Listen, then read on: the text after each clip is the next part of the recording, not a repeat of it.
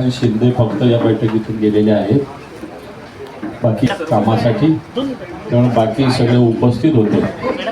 आणि मला असं वाटतं राजकीय स्थिती अधिवेशनाच्या बैठकीनंतर मान्य भास्कररावजी जाधव साहेब, मान्य जयंत पाटील साहेब, मान्य बंटी पाटील साहेब, अनिल परब साहेब, सुनीलजी प्रभू, जितेंद्रजी आव्हाड साहेब सगळे उपस्थित आहेत. मी मला स्वतः पत्रकार परिषदेत साहेबांना विनंती करतो की आपण या पत्रकार परिषदेत संबोधित करावे. उपस्थित सर्व पत्रकार बांधवांनो, भगिनींनो, आपणा सर्वांचं स्वागत तर झालेलंच आहे. महाविकास आघाडीची सगळी प्रमुख नेते मंडळी या ठिकाणी आपल्या सर्वांच्या पत्रकार परिषदेला या ठिकाणी सामोरे देखील जाणार आहे. आपणा सर्वांना माहीत आहे की पावसाळी अधिवेशन हे आता 22 जूनपासून म्हणजे उद्यापासून सुरू होणार आहे. आणि ह्या 22 जूनला होणाऱ्या अधिवेशनाच्या पूर्वसंध्येला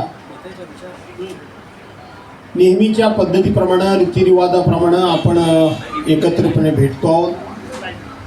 आपण या ठिकाणी चर्चा संवाद करणार आहोत. आम्ही सगळी मंडळी सुरुवातीलाच तुम्हा सर्वांना विनंती, सर्वांच्या समोर महाराष्ट्राची उच्च परंपरा आहे. हा महाराष्ट्र देशामधील सर्व राज्यांमध्ये प्रगत महाराष्ट्र म्हणून, त्याचबरोबर कायदा सुव्यवस्थेच्या दृष्टीनं आणि नवनवीन योजना ह्या देशासमोर ठेवण्यामध्ये महाराष्ट्र हा नेहमी पहिल्या क्रमांकाचा राहिलेला आहे. जगामधील कुठलीही गुंतवणूक आली तरी ते गुंतवणूकदार महाराष्ट्रालाच प्रथम पसंती देत होते. हाही गेले कित्येक वर्षांचा महाराष्ट्राचा इतिहास आहे, हे आपल्या सर्वांना माहीत आहे. आज आपल्या सर्वांच्या समोर महत्त्वाची आमची भूमिका ही आहे की नेहमीच्या पद्धतीप्रमाणे राज्याचे मुख्यमंत्री श्री देवेंद्रजी फडणवीस यांनी आम्हा सर्वांना चहापानाकरता आमंत्रित केलेलं आहे.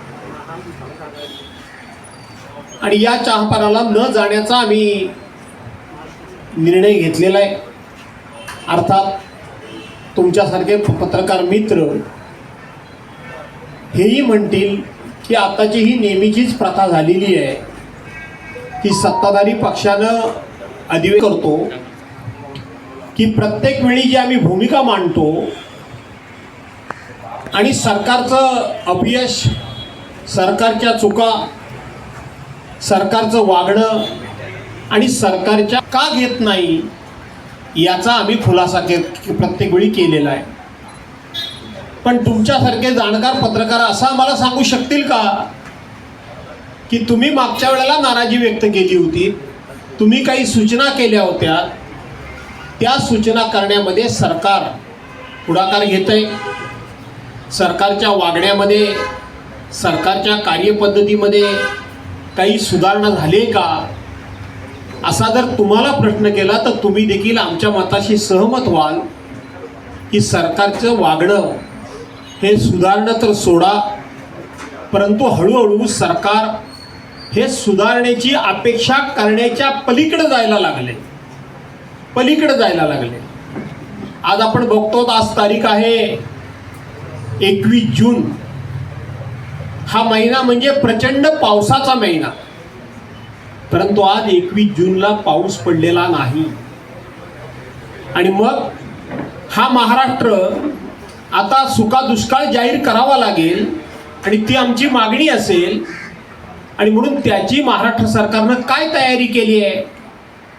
राज्याच्या मुख्यमंत्र्यांचं आपण अर्थसंकल्पीय भाषण ऐकलं असाल, त्यावेळेला त्यांनी सांगितलं होतं की यावर्षी अल निनो या प्रकारचा त्या ठिकाणी नैसर्गिक संकट उभं राहणार आहे आणि आपल्या राज्याला खूप मोठ्या पाणी टंचाईला, सुक्या दुष्काळाला सामोरं जावं लागणार आहे.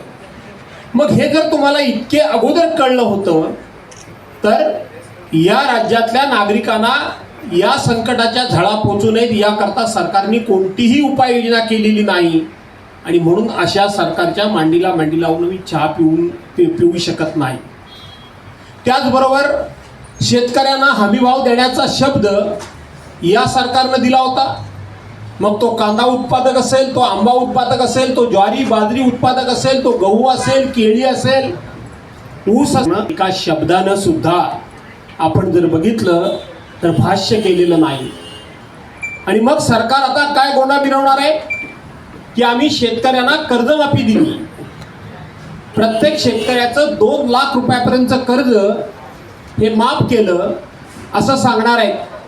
परंतु मागच्या वेळेप्रमाणेच हेच ते मुख्यमंत्री आणि हेच ते सरकार त्यांनी जी कर्जमाफी केली होती ती कर्जमाफीचा लाभ अजूनही त्यावेळच्या शेतकऱ्यांना मिळालेला नाही. हे 4 दिवसापूर्वीच सरकारनं मान्य केलेलं आहे. त्यानंतर अतिशय अल्पावधीकरता या राज्यामध्ये उद्धव बाळासाहेब ठाकरे यांच्या नेतृत्वाखाली महाविकास आघाडीचं सरकार आलं.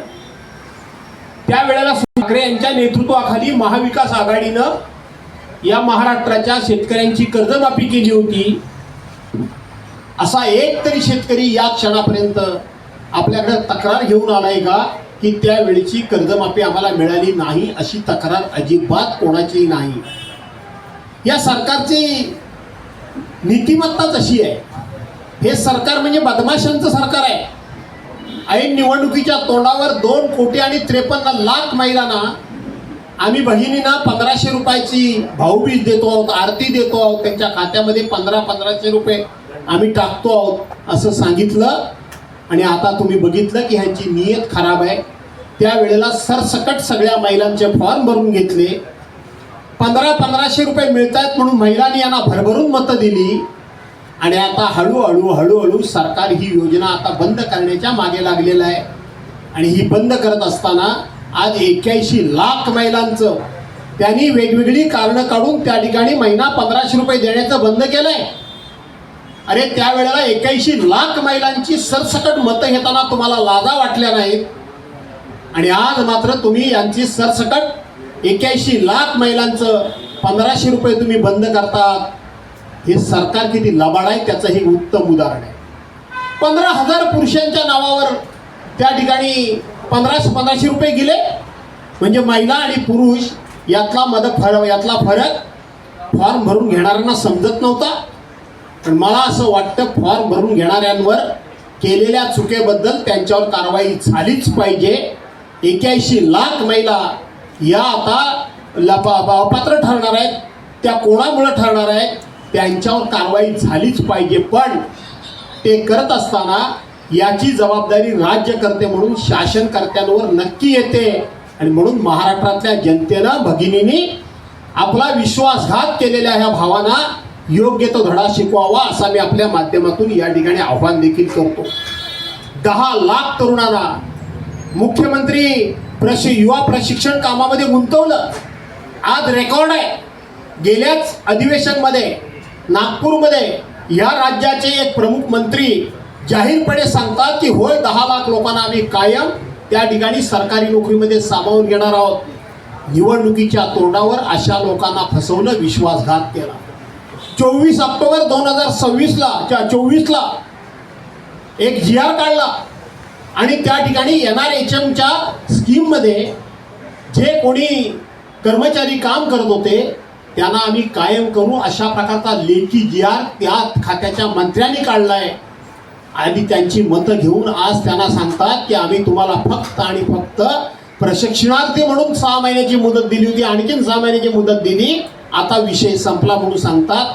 अशा पद्धतीनं प्रत्येकाचा विश्वासघात करण्याचं काम हे सरकार करतंय. त्या सरकारबरोबर चहापाण्याला आम्ही जावं असं तुमचं मत आहे? त्या सरकारच्या बरोबर चहापाण्याला जाण्यात काही अर्थ नाही. माझे बाकीचे सहकारी बोलतील, बोलण्यासारखे 100 विषय आमच्याजवळ आहेत. माझ्याजवळच कशाला तर सर्वसामान्य नागरिकाजवळ हे विषय आहेत. आपल्याला माहीत आहे या महाराष्ट्राची कायदा आणि सुव्यवस्था ही पार रसातळाला गेलेली आहे. 2014 पासूनचं या महाराष्ट्रातलं कायदा आणि सुव्यवस्थेचं रेकॉर्ड काढून बघा.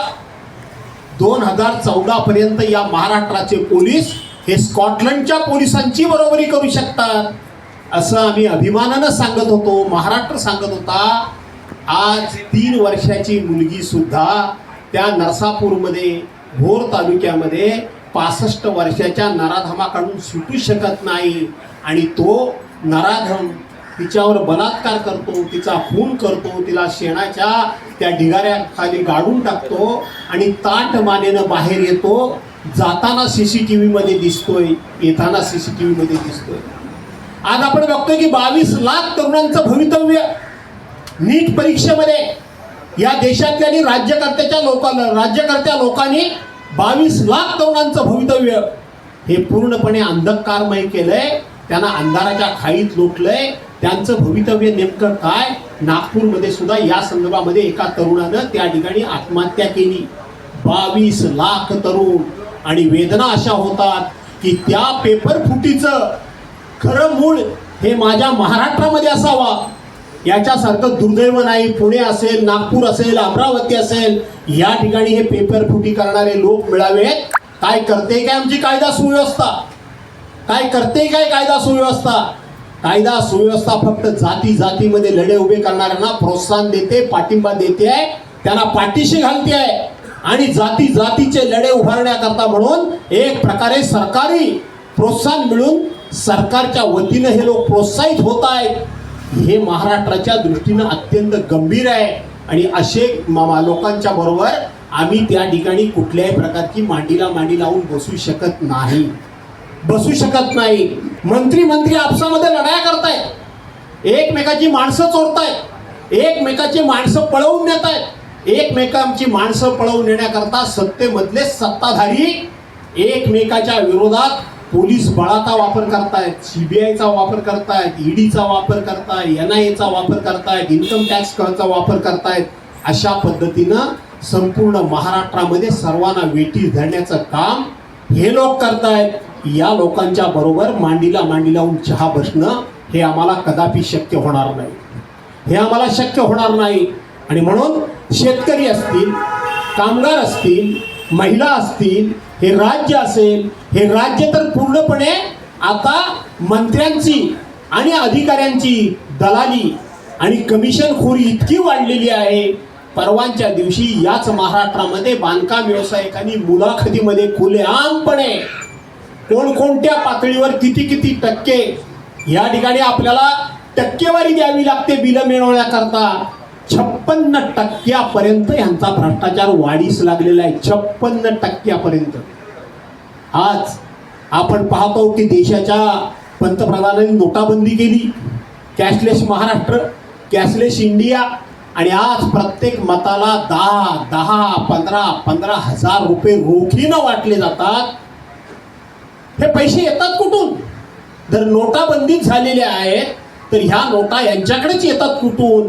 आणि ह्या नोटा वाटून आता लोकशाही बुडवायचंच काम सुरू झालेलं आहे. 1 नेशन 1 इलेक्शन नाही तर 1 इलेक्शन 1 पार्टी एवढंच फक्त करायचं राहिलंय. म्हणून प्रत्येक निवडणुकीमध्ये पैशाचा बाजार मांडून निवडणुका बिनविरोध करायच्या आणि त्या बिनविरोध करण्याकरता कोणत्याही थराला जायचं असं हे सरकार. आणि हे सरकार एवढ्या करताच कारण या सरकारला या महाराष्ट्रामध्ये अमर्याद अशा प्रकारचं पाशवी बहुमत मिळालं. आणि म्हणून लोकशाहीचं वैशिष्ट्य हे आहे की जशा पद्धतीनं सत्ताधारी तेवढेच विरोधक असले तरच बॅलन्स राखला जातो आणि तरच सरकार हे अतिशय जबाबदारीनं आपली वाटचाल करतं. पण आता ह्यांची जबाबदारी सोडा, यांचा अहंकार, ह्यांची मस्ती, कोण मंत्री कोणाबरोबर फोटो कुठे दिसतायत हे सुद्धा तुम्ही बघितले असाल.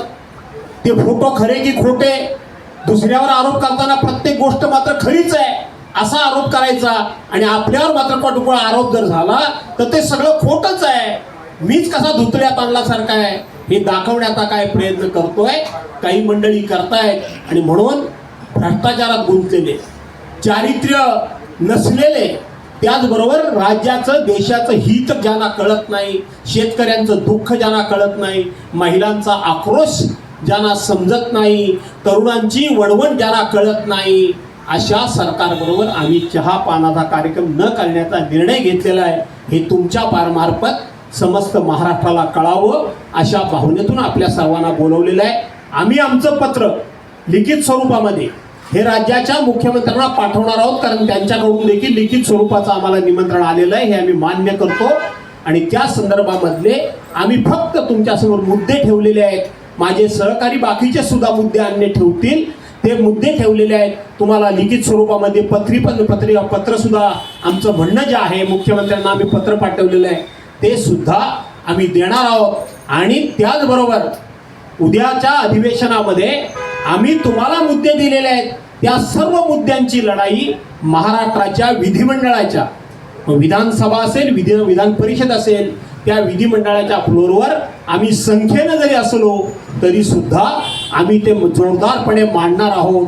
आज महाराष्ट्राच्या विधिमंडळाची खास करून विधानसभेची पूर्णपणे त्या ठिकाणी बेअब्रू झालेलीच आहे. कुठल्याही प्रकारे लोकशाही मार्गाने विरोधकांना बोलूच द्यायचं नाही, कारण विरोधक बोलले तर आपलं पाप हे सगळ्यांच्या समोर येईल. आम्ही संख्येनं किती आहोत यापेक्षा त्यांची पापं इतकी मोठी आहेत, तर आम्ही संख्येनं कमी असलो तरी त्यांची पापं आम्ही वेशीवर टांगू याची त्यांना भीती असल्यामुळं ते आमच्यासारख्या लोकांना बोलू देत नाही. पण ठीक आहे, आम्हाला जी भूमिका महाराष्ट्रातल्या जनतेनं दिलेली आहे ते आम्ही प्रामाणिकपणे वटवण्याचा त्या ठिकाणी प्रयत्न करणार आहोत. एवढंच तुम्हाला सांगतो. यानंतर आमचे सहकारी बोलतील हे सांगून मी या ठिकाणी थांबतो. धन्यवाद.